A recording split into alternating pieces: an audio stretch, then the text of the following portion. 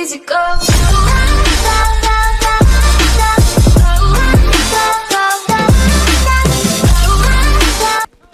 What's up YouTube, it's the MLG Apache back with another video, and today we're talking about Call of Duty World War II, specifically my review of the beta.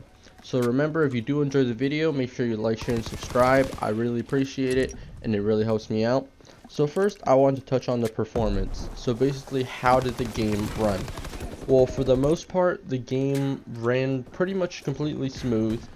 I had 80-90 frames, perfect connection. So there was just one time when the game did crash, and there were a few times when either my party members, me, whoever it was, kind of got like kicked out of the lobby because of connection issues, but that's pretty much in all Call of Duties. So really it didn't happen much, and because it is a beta, this is pretty good. I think the game is probably gonna run pretty well. There were some times when it seemed like the gun I was using was making the game lag sometimes, specifically the trench gun. I don't know if the game couldn't handle it or what, but I think the game will probably run perfectly fine. These are just small little things they need to fix, and it is a beta, so you can't expect it to be perfect. Next is the guns. With the guns, I like them. With the SMGs and assault rifles, you can pretty much use them all in the same situations, with the exception of course, there's the ones that are super fast shooting but they're not accurate, so of course you're not going to shoot across the map with those. LMGs were decent, they weren't really my favorite, and then shotguns seem like they're going to be a big part of the game. People love using those incendiary shots, and to be honest, they're probably going to have to do some sort of balancing with the shotguns compared to pretty much every other gun. And then the last one is the sniper. Now the snipers, they went pretty well. They kind of took away quick scoping, so really in this Call of Duty it's going to be mainly just sitting in the back, aiming down, getting a good position, that kind of sniping.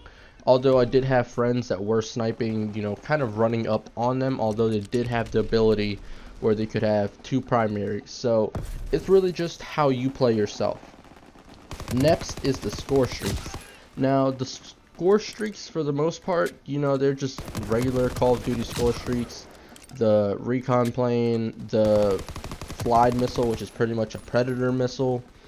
So they're just the same as always. They were kind of, in my opinion, really hard to obtain. I don't like how much they cost. I know they are score streaks, so there are a lot of things that can get you points towards those, but I'd rather get 3 kills in a row, get my UAV easy, rather than get 500 points just for a UAV or recon plane, whatever you want to call it, whichever Call of Duty it is. So I doubt they'll change that. They probably think it's fine, but in my opinion, I would have them cost maybe a little bit less, 100 points less each. But for the most part, these score streaks were pretty good and pretty balanced.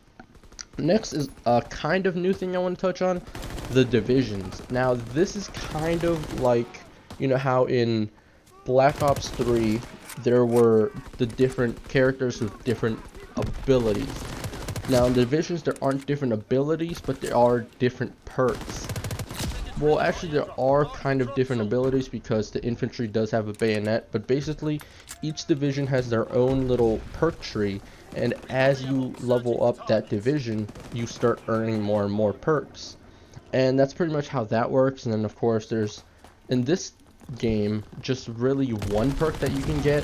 So pretty much there's like scavenger, the one where you can sprint and reload, those kind of things, but you can only get one of them. So that is a small little change in this game.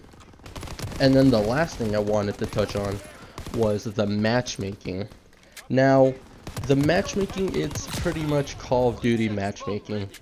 I did have several times when we would leave a lobby and get put right into the same one, and you can't really say people weren't playing the game and that's why we got put into the same lobby, because the beta just came out. A lot of people just downloaded it and played it, so there's no reason we should get put into the same match.